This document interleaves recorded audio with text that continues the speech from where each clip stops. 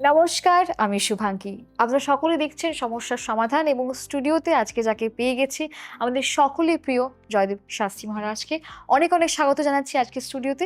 নমস্কার। জয় শ্রী ঠাকুর রামকৃষ্ণ, জয় শ্রী ঠাকুর রামকৃষ্ণ, জয় শ্রী ঠাকুর রামকৃষ্ণ। সমস্যার সমাধান অনুষ্ঠানে আপনাদের সবাইকে স্বাগত জানাই। আমাদের বিভিন্ন দিন বিভিন্ন কিছু নিয়ে আলোচনা হয়। তো আজকে সেই দেবকে নিয়ে আলোচনা করা হবে, শনিদেব।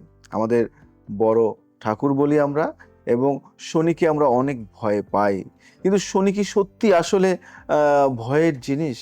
না, শনি আমাদের ভালো করে, না শনি আমাদের খারাপ করে? কি করে? শনিকে আমরা কেন এত ভয় পাই? সেই নিয়েই কিন্তু আজকে থাকবে আমাদের অনুষ্ঠান। তাই যারা শনিকে ভয় পাচ্ছ, শনির দশায় আছো, শনির দশায় নেই, শনি তোমাদের কি করবে যদি জানতে হয়, তাহলে এই অনুষ্ঠানটি তোমাকে সম্পূর্ণভাবে জানতে হবে, দেখতে হবে, বুঝতে হবে, শিখতে হবে। তাই তোমরা কোথাও না গিয়ে এখানে তাকিয়ে শোনো, দেখো, বোঝো যে শনি আমাদের কতটা উপকার করতে পারে। শাস্ত্রীজি, এটা আমার মনে হয় একটা বিতর্কিত প্রশ্ন। অনেক জ্যোতিষী বলেন যে শনির দশায় রত্ন পাথর পড়লে, বিশেষ পুজো করলে শান্তি হয়। মানে এটা কতটা সত্যি বলে আপনার মনে হয়, নাকি এটা মনে হয় শুধুই ব্যবসা করছে সবাই? কি বলছো তোমরা? ভালো কথা বলছে।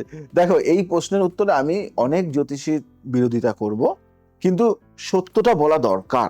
প্রথমে রত্নপাথরের কথা বলি। তন্ত্রশাস্ত্রে রত্নপাথরের শক্তি আছে, এটা সত্যি। কিন্তু শনির দশায় নীলা পাথর পড়া এটা অত্যন্ত বিপজ্জনক।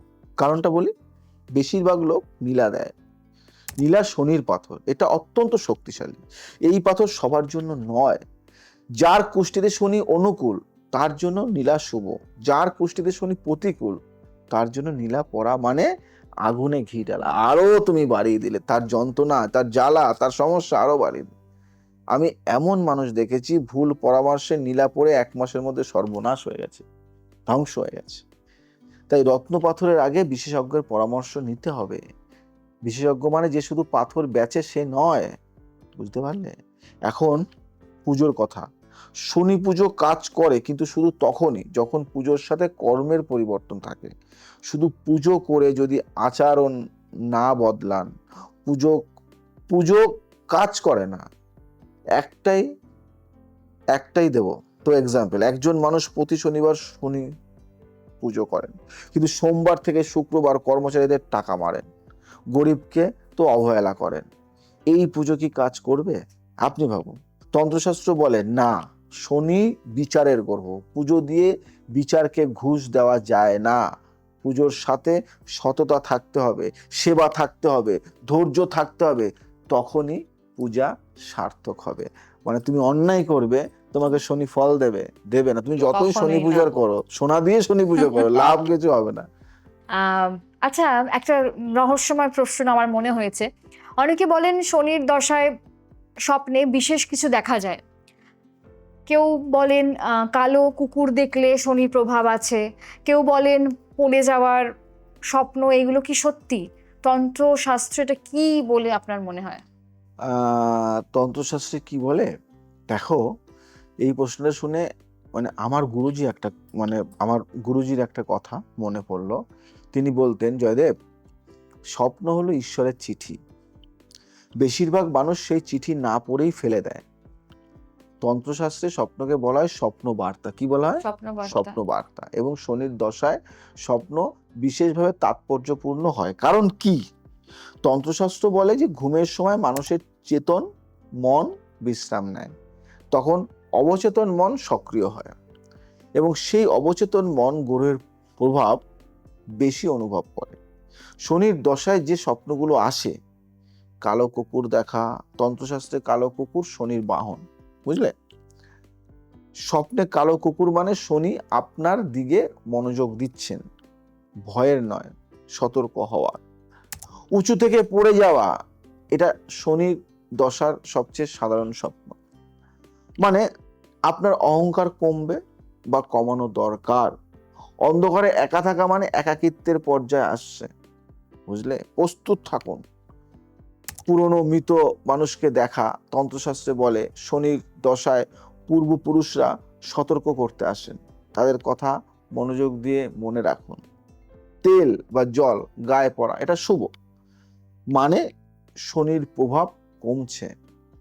বিজ্ঞান বলে স্বপ্নে আমাদের কি জানো, র্যাম স্লিপের সময়, REM র্যাম স্লিপের সময় মস্তিষ্ক সারাদিনের অভিজ্ঞতা প্রক্রিয়া করে এবং ভবিষ্যতের সম্ভাব্য পরিস্থিতির সিমুলেশন করে। তন্ত্রশাস্ত্র এটাকে বলে দিব্য দৃষ্টি। দুটো এক কথা, শুধু ভাষা আলাদা। তাই স্বপ্নকে উপেক্ষা করবেন না, এটা আপনার ভেতরের কণ্ঠস্বর। শনির দশায় সেই কণ্ঠস্বর সবচেয়ে জোরে কথা বলে, এটা মাথায় রাখবেন। শাস্ত্রীজি, আজকের এই অসাধারণ আলোচনার একদম শেষে আমরা তো শনির দশায় যারা এখন আছেন, যারা ভুগছেন, যারা রাতে ঘুমোতে পারছেন না, তাদের জন্য আপনার একটাই বার্তা যদি দিতে হয়, কি দেবেন আপনি?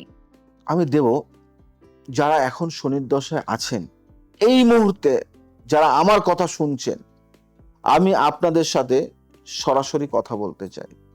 আপনি এখন ক্লান্ত, আপনি এখন একা অনুভব করছেন, আপনার মনে হচ্ছে কেন আমার সাথে এটা হচ্ছে। আমি বলছি, কারণ আপনি বিশেষ, আপনি বিশেষ। শনি সবাইকে এত কঠিন পরীক্ষা দেন না। যে মানুষের মধ্যে সত্যিকারের সোনা আছে, শুধু তাকেই আগুন দেওয়া হয়। সাধারণ পাথরকে আগুন দেওয়া হয় না, কারণ তাতে লাভ নেই। আমি এখন আপনাকে একটা কথা বলবো, আপনাদেরকে একটা কথা বলবো। এই কথাটা আমি আমার গুরুজির কাছে শুনেছিলাম সেই রাত যখন আমি নিজেও সংকটে ছিলাম। গুরুজি বলেছিলেন, জয়দেব, রাত সবচেয়ে ঘন অন্ধকার হয়, রাত সবচেয়ে ঘন অন্ধকার হয়, ভোরের ঠিক আগে আপনার জীবনে এখন সবচেয়ে ঘন অন্ধকার, মানে ভোর কাছে। কিন্তু একটা শর্ত আছে, রাতে আলো জ্বালিয়ে রাখতে হবে। সেই আলো হলো আপনার বিশ্বাস, আপনার সততা, আপনার ধৈর্য। এই আলো নিভিয়ে দিলে ভোর এলেও দেখতে পাবেন না। তাই আজ রাতে শুধু একটা কাজ করুন, একটু চুপ করে বসুন, চোখ বন্ধ করুন, মনে মনে বলুন, শনিদেব, আমি ভাঙছি কিন্তু আমি থেমে নেই, আমাকে শেখান, আমি শিখতে রাজি। এই একটা কথায় শনির মনোভাব বদলায়। কারণ শনি চান শুধু একটাই জিনিস, কি? বিনম্র মানুষকে শনি শেষ পর্যন্ত পুরস্কার দেন। আমি আমার জীবনে এটা দেখেছি, বারবার দেখেছি। আপনার ভোর আসবে, অবশ্যই আসবে। এটাই জীবনের আলো, শুধু শুধু আলো।